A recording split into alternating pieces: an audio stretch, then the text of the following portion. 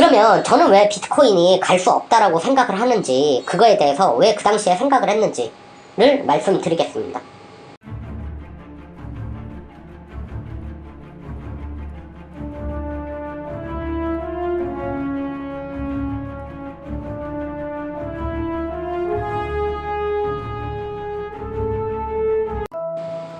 안녕하십니까, 베트남 경제TV 오대리입니다.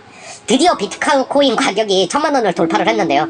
이거에 관해서 제가 오늘은 분석을 하겠습니다. 앞으로 어떻게 비트코인이 될지, 그리고 왜 비트코인은 1000만원을 돌파하게 된 건지, 그리고 오늘 방송이 저는 제가 생각할 때 지금 상반기 공채 면접을 준비하는 분들께도 충분히 시사적인 부분에서 접근하고 준비하기에 좀 좋은 방송이라 생각을 하고요. 그래서 최대한 간략하게 좀 설명을 드릴 예정입니다.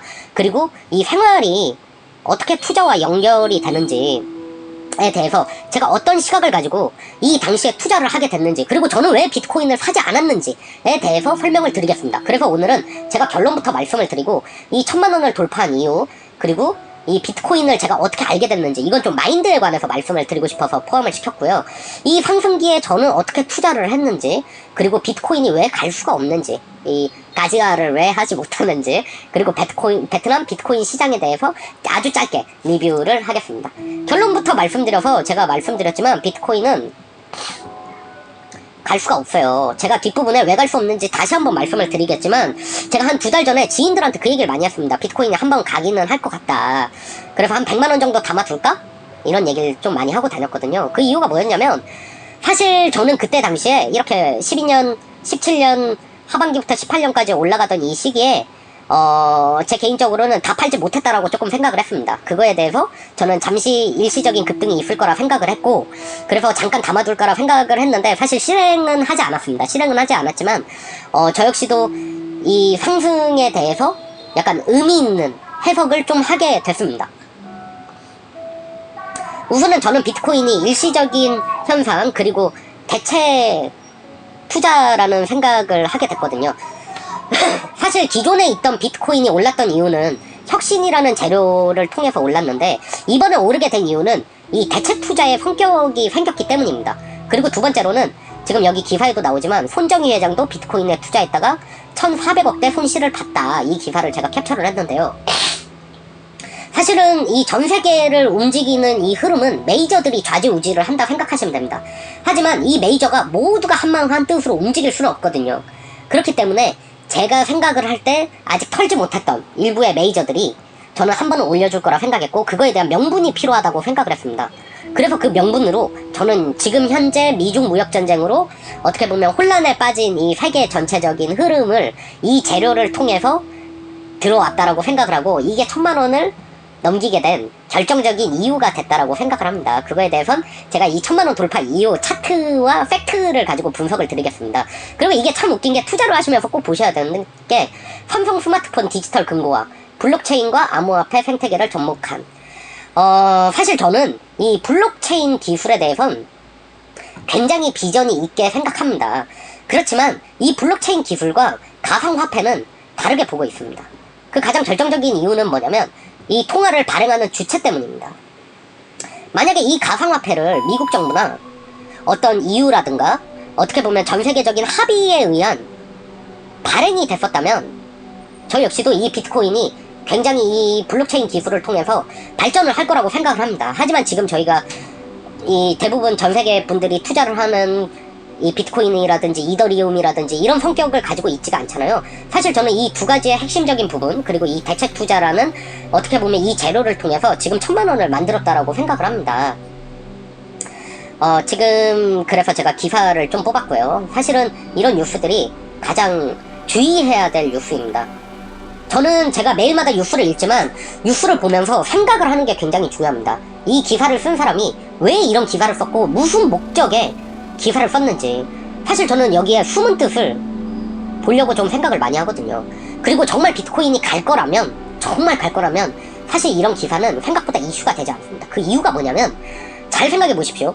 이 전체적인 거래량이 예를 들어서 100이라 가정을 했을 때, 내가 이 가격을 올리려면 뭐가 제일 좋겠어요? 저가에서 매수를 하고 고가에서 매도를 해야 되지 않습니까? 흔히 투자에서 소문에 사고 이 뉴스에 팔라란 얘기가 있는 이유가 뭐냐면, 제가 언제 한번 기회가 된다면 이 차트에 대한 것도 한번 하고 싶은데 굉장히 간단합니다. 이 메이저들은 물량을 모아야 되거든요. 물량을 모아야 가격을 올리기가 좋습니다. 왜냐면 물량이 많아야 내가 이 전체적인 거래량을 조율하기가 좋거든요.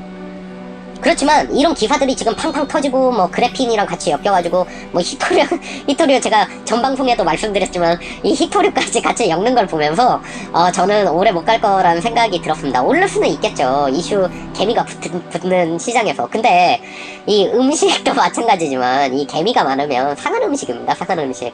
네. 그러면 이 1000만원 돌파 이후 제가 봤던 우선 메이저들이 아직 덜 털었나 이건 저의 추측이죠. 추측 덜 털었나 하는 거와 이 대체 투자라는 어떻게 보면 가면을 왜 쓰고 나왔는지 차트로 보겠습니다. 사실은 저는 대체 투자가 될 수는 있다라고 생각을 합니다. 어쨌든 이 비트코인이라는 게 결국은 이 투자의 일종이잖아요. 이 전체적인 흐름이 좋지 않을 때 안전자산에 몰리게 돼 있거든요. 근데 이거를 이 메이저의 포장으로 약간 생각을 하는 이유가 뭐냐면 비트코인의 시작이 원래 대체 투자였나요? 이거 혁신 아니었나요? 그쵸? 그렇기 때문에 저는 지금 현재 이 이슈에 대해서 일시적이든가 더 오를 수는 있겠지만 이게 오래가진 못할 거라고 생각을 합니다. 우선 차트를 보고 말씀드리겠습니다. 이게 제가 비선거래소에서 가져온 비트코인의 차트인데요. 지금 4월 미중 1차 무역 전쟁을 이 협상을 기점으로 오르기 시작했죠. 이때가 전체적인 이 글로벌 이슈가 많은 시기였고요. 위안화부터 해서 특히 많은 환율적인 부분에서 이슈가 많았죠. 그러면 저희가 같은 대체 투자인 이 환율에 대해서 보겠습니다. 환율을 보셔도 아시겠지만 이 4월달 같은 미중 무역 전쟁에 대한 1차 협상 시기를 기점으로 같이 올라가기 시작하는 차트를 보실 수 있죠. 그리고 대표적인 안전자산으로 뽑히는 이 금을 보더라도 이 4월달을 기점으로 같이 올라가는 걸 보실 수가 있습니다. 그러니까 결국은 둘 중 하나입니다. 비트코인이 이 대체 투자라는 가면을 썼던가 아니면 투자처의 다변화를 위해서 어떻게 보면 정말 안전자산의 역할로 들어오게 된 건가, 이거에 대해서는 앞으로 좀 지켜볼 필요가 있지만 제가 생각할 때는 이게 그렇게 오래 가지는 않을 것 같습니다.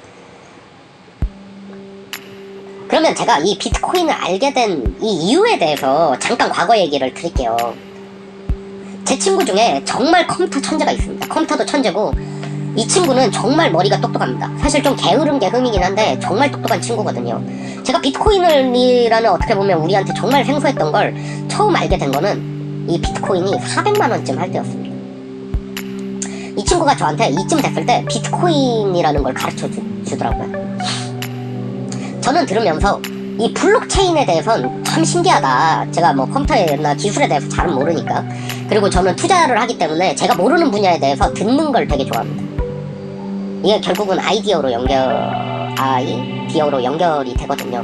근데 이 당시에 이 친구가 이거를 추천을 했는데 저는 제가 잘 모르는 거기 때문에 투자를 하진 않았었습니다.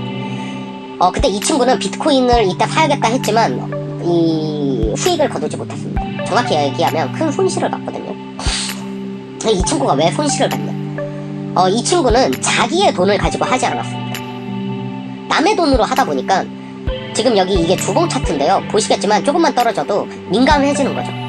자기도 이게 쭉 갈 거라는 건 알고는 있었던 것 같습니다. 그렇지만 이 작은 이슈에도 버티질 못합니다. 여유가 없기 때문에 그러는 거죠. 사실 투자에 있어서 많은 분들이 빚을 지고 신용대출을 받고 그런 방식으로 투자를 많이 하시는데요.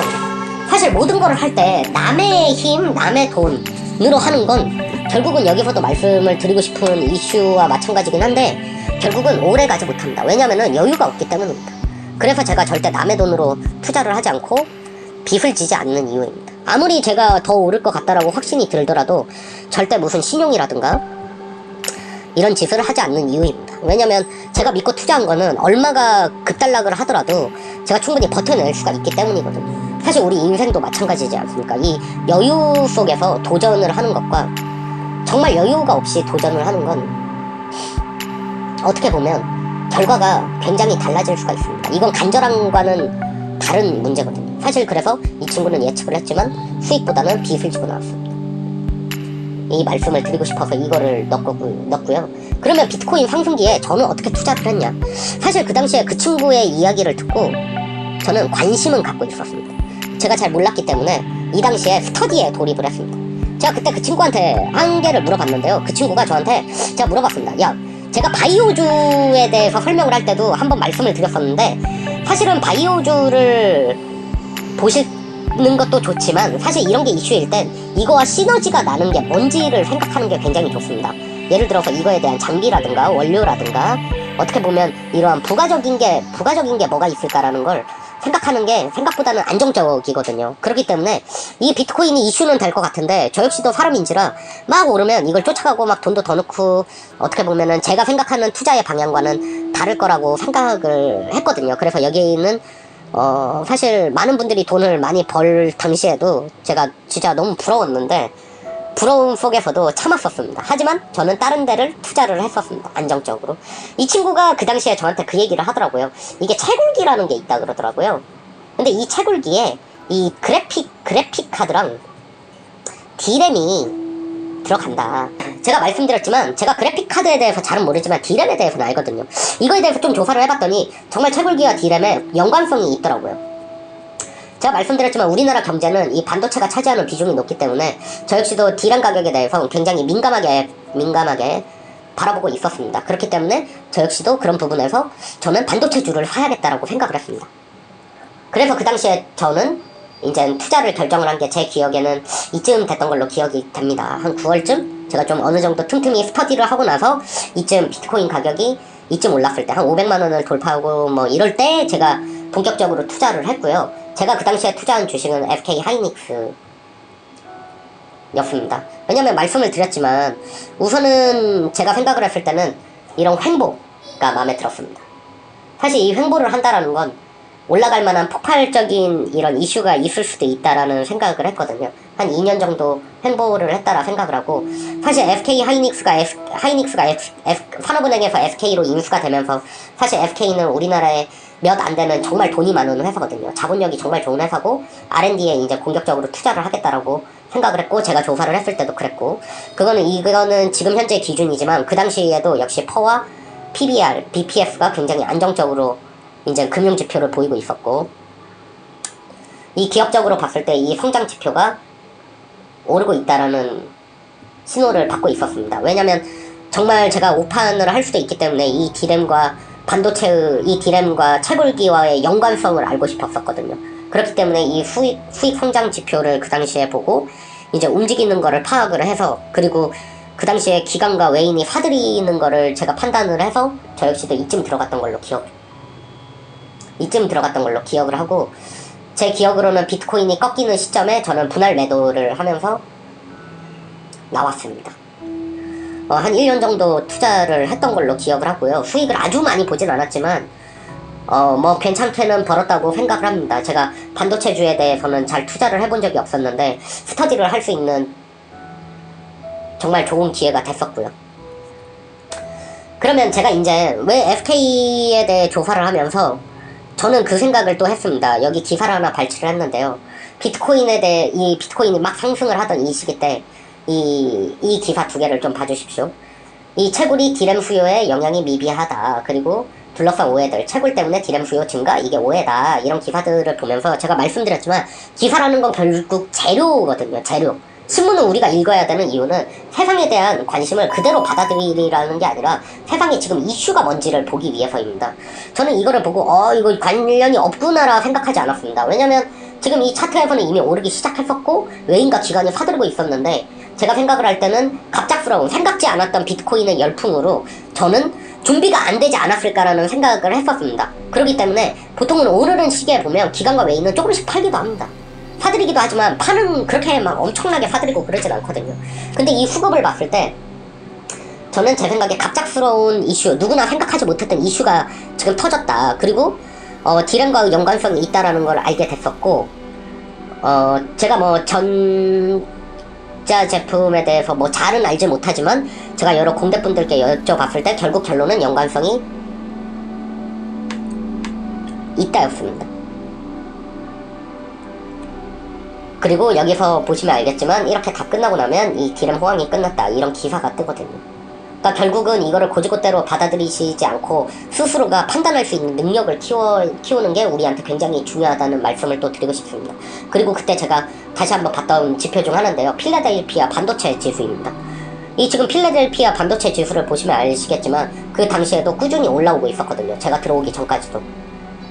그래서 제가 생각을 할 때 이 당시에 분명히 비트코인과 차트를 좀 함께 하는 것 같다라는 생각을 했고, 제가 알아본 게 아까 말씀드렸듯이 이런 장비 부분이 연관성이 있다라는 제 나름의 확신을 하게 됐고, 가장 괜찮은 회사 중 튼튼하고 저평가된 SK 하이닉스를 선정을 했습니다. 저는 참고로 실적이 좋지 않은 회사에 대해서는 절대 투자를 하지는 않습니다. 그리고 제가 두 번째 투자했던 회사는 비덴트라는 회사인데요.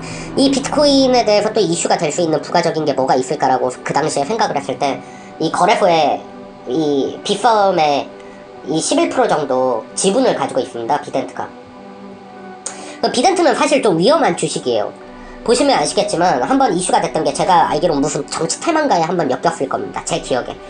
그리고 쭉 내려오다가 여기 거래 정지가 됐네요. 거래 정지가 됐었고, 저는 이 거래소에 대한 이슈가 결국은 비트코인이랑 함께 갈 거라고 생각을 했고, 두 번째로는 실적에 대한 부분에 대해서 걱정을 하진 않았었습니다. 하지만 이 비덴트라는 회사에 대해서 잘 알지 못하기 때문에 빨리 팔아야겠다는 생각을 했습니다. 왜냐면은 우선 제가 잘 모르긴 하지만 연관성이 있는 걸로 차트가 같이 간다라는 건 알았거든요.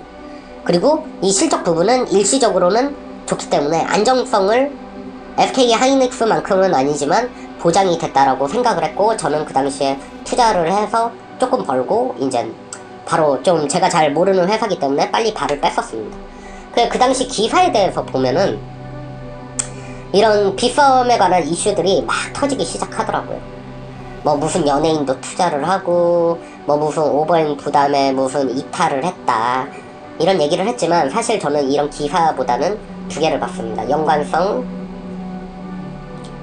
이 비트코인과의 연관성, 그리고 세 번째로는 이거의 실적이, 왜냐면 그 당시에 워낙 거래량이 많았기 때문에 거래소 지분을 가지고 있는 이 비덴트가 이 실적만큼은 일시적으로 굉장히 좋을 거라고 생각을 했었거든요. 제 기억으로는 제가 팔고 나서 실적 발표를 했는데, 제가 잘 모르는 회사기 때문에 장기 투자를 하지 않습니다.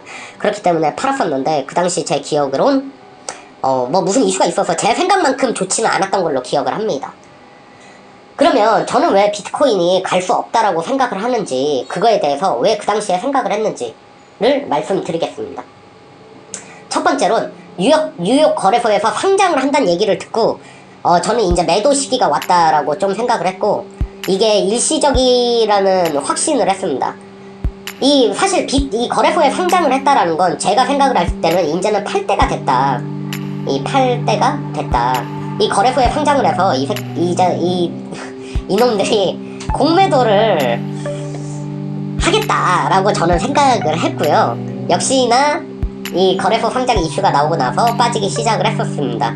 그러니까 이 미국의 자본주의를 정말 이 메이저들을 만만하게 보면 안 되는 게, 이 거품 속에 거품을 한 번 더 키우고요. 이거를 공매도로 한 번 더 벌고 나옵니다. 끝까지 돈을 벌겠다라는 강한 의지죠. 그럼 우리가 투자를 안 하면 안 되는데, 그러면 우리 위험해서 투자를 하면 안 되냐라고 얘기를 할 수 있지만, 이게 뭐 빗썸 거래소의 차트지만 횡보하는 가치주를 찾는 거, 미래 산업에 도움이 되는지, 이 회사가 충분히 실적을 내고 있는지, 이거를 우리가 생활하는 모든 건 경제와 연관이 돼 있습니다. 이 생활과 경제에 묶어서 함께 생각을 하는 거죠. 제가 아까 말씀드렸듯이 제 친구가 이 400만원대 저한테 잠시만요. 이 400만원대 저한테 이 비트코인을 얘기를 해줬을 때, 아, 그런 게 있나 보다로 끝나는 것과, 이 친구가 얘기한 비트코인이 뭐지? 라고 한번 찾아보고, 이거는 무슨 연관성과 사회적 시너지가 있지? 라는 생각을 한 번 더 하는 게 정말 한 끗 차지만 크게 중요합니다. 그거를 꼭 말씀을 드리고 싶었고, 이러한 생각들이 결국 우리가 살면서 정말 더 재밌게 살 수 있는, 어떻게 보면 원동력이 되거든요. 사회에 관심을 갖는다라는 의미이기 때문에, 이 역시도 사회에 관심이 많으면 면접에도 도움이 되고, 회사 생활에도 도움이 되고, 제 투자에도 도움이 되기 때문에, 그리고 대화의 소재가 많아지기 때문에 우리가 이거에 관련된 사람들을 만났을 때 할 얘기 소재가 많아진다라는 거죠. 선순환 구조를 갈 수가 있는 거죠. 선순환. 그리고 두 번째는 제가 투자하지 않았던 이유는 전기료 문제입니다. 뭐 더 설명하지 않으셔도 아시겠지만 화재도 많이 나고, 이 당시에 제가 알기로 이런 전기료 문제가 너무 어마어마해서 이 국제회의에서도 이 문제에 대해서 다루지 않았습니까? 이런 전기료 문제는 사실 혁신이 될 수 있다라고 생각은 제 개인적으로 합니다. 이거는 기계를 혁신하면 되기 때문이거든요. 사실 그거보다 더 컸던 이유는 제가 서두에도 말씀드렸지만 이 통화 정책과 정부의 정책이 진짜 컸습니다. 우선은 전 세계 정부가 규제를 하기 시작했었고, 이 제가 통화정책 위안화, 7위안에 굉장히 상징성이 많거든요. 이 통화정책이라는 게 한 끗 차를 가지고 정말 수출에 엄청난 영향을 줄 수가 있고, 한 나라 경제를 좌지우지할 수가 있습니다. 이거는 비단 우리의 이 변동 환율 제도를 가진 나라뿐만 아니라 고정 환율 제도를 가진 나라 역시도 마찬가지거든요. 이런 통화 정책을 고작 이런 어떻게 보면은 누가 이 발행자는 누군지는 알지만 발행 통제자가 정확하지 않지 않습니까? 이거에 대한 정책이라는 걸 세워야 되는데 이런 정책을 세울 주체가 불명확하지 않습니까? 저는 이 블록체인 기술을 의심하는 게 아닙니다. 이 컨트롤 센터가 없다라는 겁니다. 그러면 이 돈만 쳐다보시는 분들은 뭐 유엔에서 하면 된다 이런 얘기를 하는데, 그거를 이 유엔이라는 것도 어떻게 보면은 영향력이라는 게 있는데 그거를 쉽게 다들 동의를 할까요? 그거에 대해서는 한번 우리가 리디노미네이션에 대해서도 지금 이렇게 이슈가 많은데 이 전 세계 화폐의 어떻게 보면 공용이 될 수 있는 부분에 대해서 그렇게 쉽게 정말 컨트롤자가 없는 데에서 이런 걸 할 수 있다라는 건 저는 이건 현실적으로 불가능하다고 생각합니다. 이거를 화폐로 솔직하게 보지도 않고요. 그리고 이 신문 기사 제가 말씀드렸지만 그 당시에 저는 이런 신문 기사들 어떻게 보면은 제가 앞전에서도 말씀드렸지만은 정말 좋은 거에 대해선 이 소문에서고 뉴스에 판다고 저는 이걸 보면서 슬슬 이제 개미한테 넘길 차례가 됐구나 라고 생각을 했었습니다. 그리고 이거는 저는 연관성이 조금 떨어지는데 이게 제가 맞는지 틀리는지에 대해선 정확히 알진 못하지만 저는 우선 기사를 참고를 했고요. 이 방송을 위해서 제가 하나를 더 추가를 했는데 결국 채굴기 가격이라는 게 저는 선행지수라고 생각을 하거든요. 근데 5월 22일 올해죠. 2019년 5월 22일 기준으로 비트코인은 상승, 채굴기 가격은 인하. 선행지수가 우선 그리고 받쳐지지가 않습니다. 여기까지 제가 생각하는 이제 비트코인에 관한 모든 설명이고요. 베트남 가상화폐 시장에 대해서 제가 자료를 좀 찾아봤는데 사실은 자료가 생각보다 없어서 정리를 짧게 3개만 했습니다. 우선 첫 번째로는 최근에 베트남 정부가 이 가상화폐 거래소 설립에 대해서 부인을 했고요. 이 사실 베트남의 좀 사회적 문제긴 한데 이 축구든 도박 문제가 좀 있습니다. 그래서 저는 이제 정부에서도 이 베트남 정부가 생각보다는 국민들 안전을 위해서 규제를 하는 부분이 있거든요. 사실 이거는 큰 사회적 문제이기 때문에 이런 어떻게 보면 정부의 규제가 안전을 좀 제가 전에 촬영에서도 말씀드렸지만 베트남이 좀 안전한 이유기도 하고요. 그리고 일반 제가 정말 깜짝 놀란 거 이건 제가 지인들을 이 방송을 위해서 많이 물어봤었는데 인터뷰를 해보니까 뭐 주식이나 부동산이 상대적으로 과거보단 늘기는 했지만 는 건 사실입니다. 그렇지만 이 비트코인이 열풍일 땐 정말 많은 사람들이 투자를 했었다고 그러더라고요. 베트남 역시도. 네, 이 점은 좀 그냥 어떻게 보면 참고를 해주셨으면 좋겠고 이 두 가지는 팩트입니다. 이 1번과 2번은 3번은 그랬었다 입니다. 여기까지 비트코인에 관련된 저의 생각을 총정리해서 말씀드렸습니다. 이거를 시청하시는 투자를 생각하시는 분들과 그리고 시사 면접을 준비하시는 분들 그리고 마인드를 좀 배우고 싶은 분들 그리고 이번엔 짧았지만 베트남 경제관에 관심이 있는 분들께 작게나마 도움이 됐으면 좋겠습니다. 감사합니다.